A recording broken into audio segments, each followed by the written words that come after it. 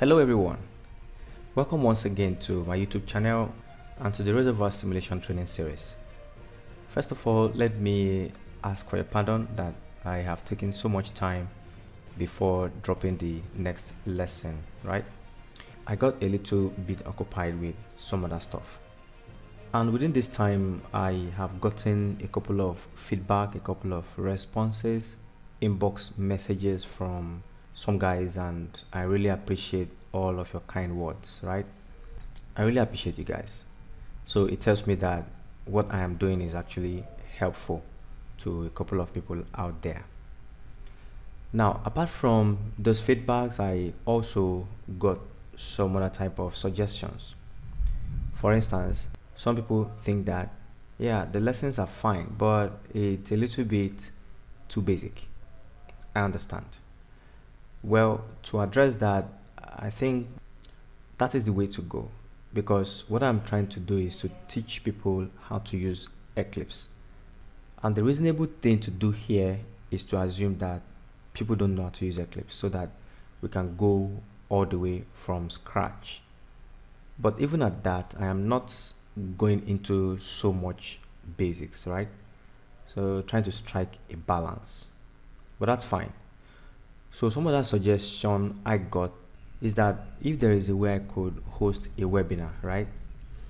And let the webinar capture a more detailed information about the reservoir simulation process, which is something I am trying to consider anyway. That will be fine. So in the webinar, I am thinking we should consider a case study, and this case study is going to address all of the processes involved in building a proper reservoir simulation. Now, the case study will generally be like a field development planning study, and we're going to look at all the pre-activities that you perform before you arrive at the total reservoir simulation modeling, right? So if by any possibility you're going to be interested in participating in the webinar, you should let me know. You can drop a comment in the comment section here on YouTube, or you can come inbox to hit me up, drop a message. Let's see how many of us will be interested in the webinar. Then we can begin to talk about the other things. Okay, welcome to lesson number 4. In the last lesson, which is lesson number 3, we started a new project in Eclipse Office. I named mine class_2. So if you have followed up to this point, you should have this project as well, and preferably you should have it opened while you are taking this lesson. So in this project, we have been able to define two different sections of the data file: the case definition, which is a run spec section, and the grid section. Now these two sections are relatively easy and straightforward to work with. For example, the information we used in the grid section are mostly provided by the geologist. We actually extracted the grid information from a static model in Petrel, right? So the structure of the reservoir model, the grid properties like porosity, permeability, net to gross, and so on, were all extracted from the Petrel project, and then we imported it into Eclipse. That was quite straightforward. But sometimes you actually want to perform one extra step to ensure that the information you have brought into Eclipse are the correct information, and that it actually agrees with what you are bringing from the static model. Okay, this step can be referred to as a quality checking step, or QC for short, right? And this QC is actually a very important practice when you are trying to build a simulation model. So at every point, after every task, no matter how simple, you want to perform this task to ensure that you have used the right information. So at this point, the only way you can QC this information about the grid is by visualization. You want to compare what you have in Eclipse with what you have in the static model. Alright, I am going to show you how to do this. It's a very simple step, but sometimes it can be important. So I'll go on to close the data file manager for now, and then I'll come here to view. I'll select this option, display model in DM, view, display model in grid section. And now if I go back to the data manager, I'm going to increase this a little. So you can now see this is the structure of the model that was actually imported from Petrel into Eclipse. And now if I go to the grid section, you will now see what the grid looks like. Now this is showing us the active and the inactive cells. It shows the faults and the number of compartments you have in the model. All right. If we have imported wells, you also see the locations of all the wells here. Now this is what we have in the Petrel model, and somehow they look similar. In fact, they are the same. So we can practically say that we have imported the correct grid into Eclipse, but that's just a simple way of QC anyway. So I'll go on to close this now, and we are back to the data manager module, right? So we'll have access to the other sections of the data file now. Okay. Now, if you go to the data file, you see the information that we have entered so far. The run spec section is complete, and then we have the grid section as well, also complete. So we have about 4 sections to go in this project, and obviously the next section we should be talking about is the prop section. The prop section basically contains information about the reservoir fluids, which is also referred to as PVT, and the rock physics information, which is referred to as SCAR. The information in the SCAR section are simply saturation functions. By this we mean the relative permeability curves and the capillary pressure curves.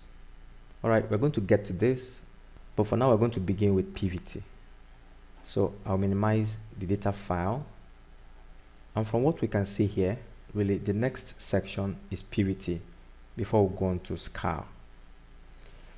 Now before I start talking about the PVT, let me quickly add this now, that while the grid section has been taken care of by the geologist and they require very little effort from the engineer, the remaining sections of the data file or of the simulation model description has a lot to do with the engineer. Okay, so the engineer needs to have a good understanding of fluid behavior in the reservoir before you will be able to build a PVT model for your simulation. You need to have a good understanding of core analysis, rock physics, before you can build your saturation functions and so on. And the same goes for the initialization section and the schedule section, or basically history matching section, right? Now, talking about the PVT section, what you are required to do is to provide some numerical data. These data sets are supposed to represent the behavior of the hydrocarbon fluids in the reservoir to the simulator.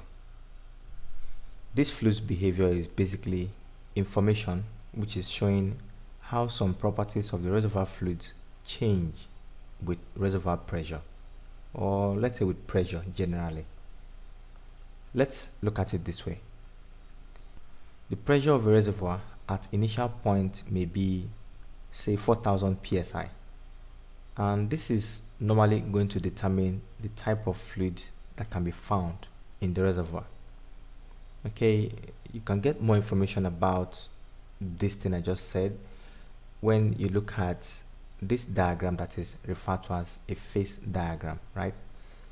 A phase diagram basically can be used to characterize reservoir fluids based on temperature and pressure of the reservoir.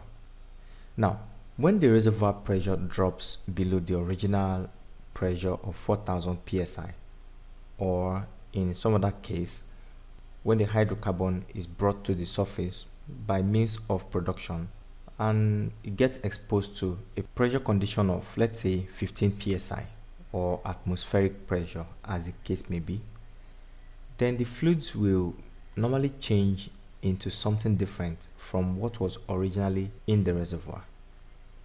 Okay, actually this behavior of the fluids is studied in a special laboratory that is referred to as a PVT laboratory. So to build a reservoir model, PVT laboratory report is one of the data sets or one of the information which is required by the reservoir engineer. I think sometime in some other lesson I am going to show you a sample of a PVT laboratory report, okay?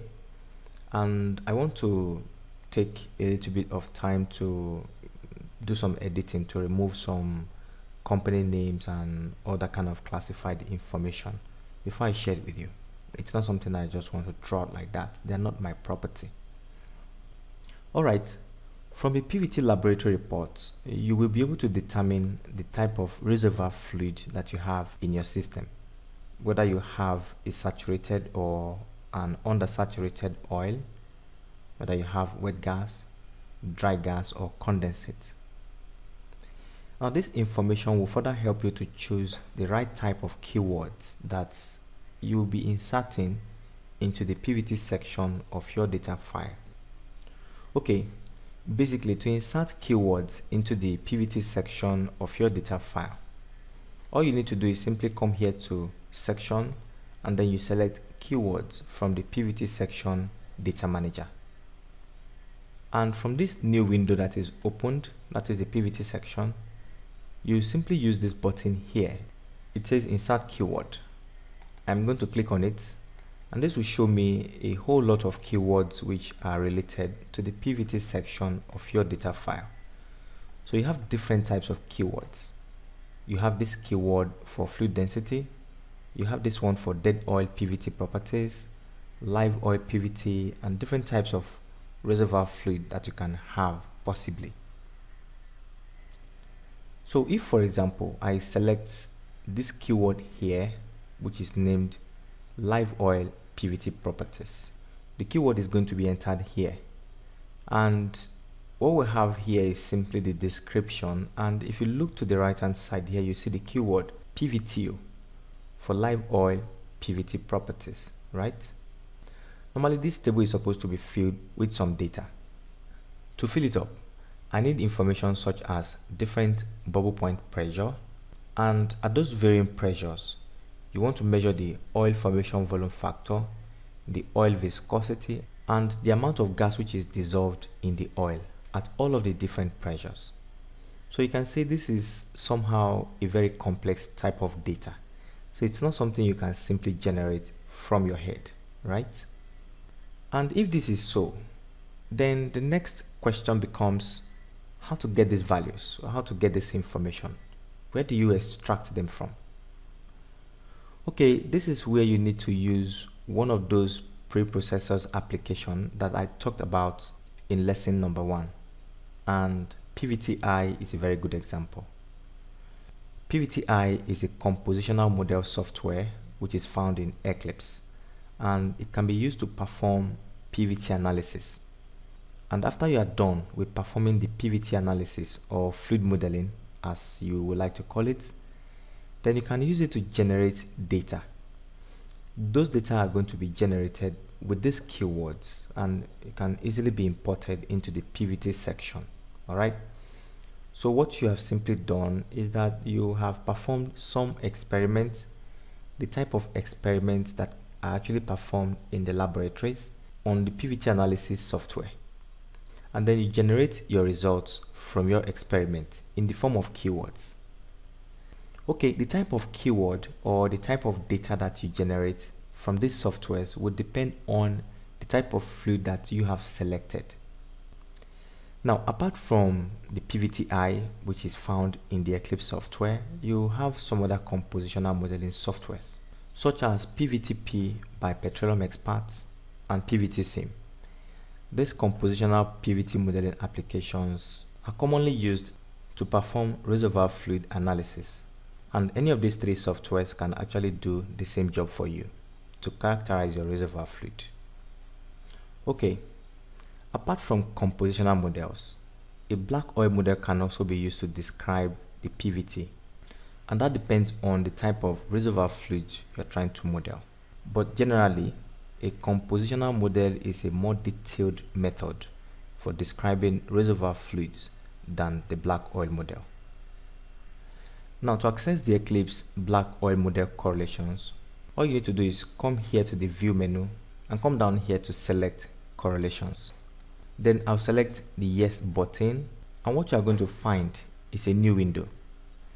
On this window, you have a couple of reservoir fluid properties that you can play around. You can adjust them until you get a good match with whatever you have from your laboratory reports. The properties include the oil gravity, gas oil ratio, or bubble point pressure, whichever one you have access to, the salinity of the water, and down here you have reservoir conditions like the reservoir temperature and the reservoir pressure, and even porosity. So once you have been able to enter all of this information, you simply come here and click on the Apply button.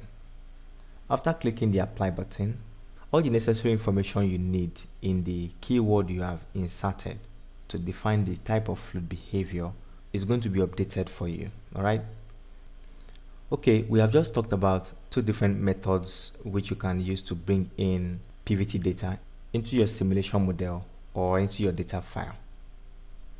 Alright, PVT modeling is actually a very detailed exercise in reservoir simulation process, and I don't intend covering it in this training series. Yeah, because it's going to take so much time and so much effort. However, if you want more information on this subject of PVT analysis and fluid modeling, you can simply come to Hit Me inbox. And if by any chance you're going to be interested in participating in the webinar that I talked about earlier in this video, you can come on and let me know as well, so that we can see how to plan around that. In that webinar, we'll have enough time to talk about a whole lot of things, which includes PVT analysis.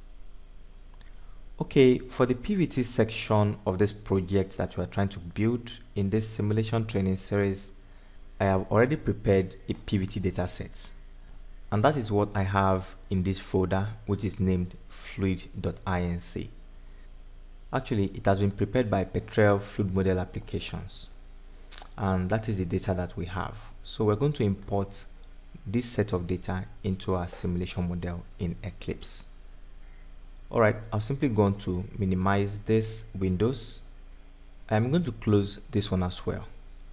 And then from this PVT section data manager, the same way we import files, I'll come here, click on the file menu, I'll come to import and new, select OK from here. Then I can go into the folder functions and locate fluid.inc file.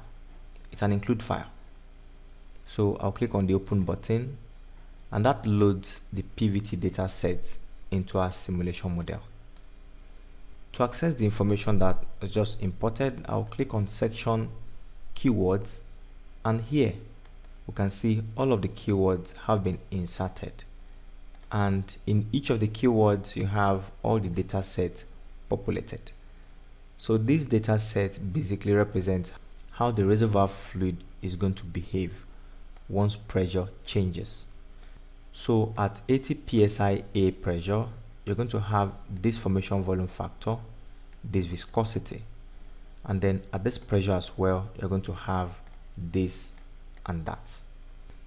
Okay, once that is done, simply come here to click on the Apply button. Then you can close this, and you can go on to close the PVT section data manager. Now it's going to prompt you to save the information you have added to this data file. Simply click on yes, click on overwrite, and click OK to save all of this information, and go on to select File, Write Data, so that the data file can be updated with the PVT section information that we have just added. Alright, this concludes our lesson on the PVT section. You can use the link I have provided in the description to download this PVT include file for your own practice. And if you look closely, you're going to find a second link. This other link points to my UDEMY course on fundamentals of reservoir simulation with Petrel RE. In this course, I share with you a lot of details as regards applied reservoir engineering, and this is for those of us who would be interested in learning reservoir engineering principles and basics, and also how to use Petrel RE to perform all of these reservoir simulation tasks. Petrel RE by Schlumberger. Alright, thank you for listening. Please do not forget to click on the subscribe button so that whenever I drop the next video, you're going to be notified. Once again, I am sorry for the long time it took me to drop lesson 4. I hope and believe that lesson 5 will not take this long before it drops, hopefully in a couple of days. If you need more information on anything that concerns reservoir engineering or reservoir simulation, whatever, my inbox is just an email away. Make use of this email, or you can join the Facebook page that has been created for the purpose of this course, reservoir simulation, where we can share information in pictures, in text, whatever. Let's come and interact with everyone else there. Thank you.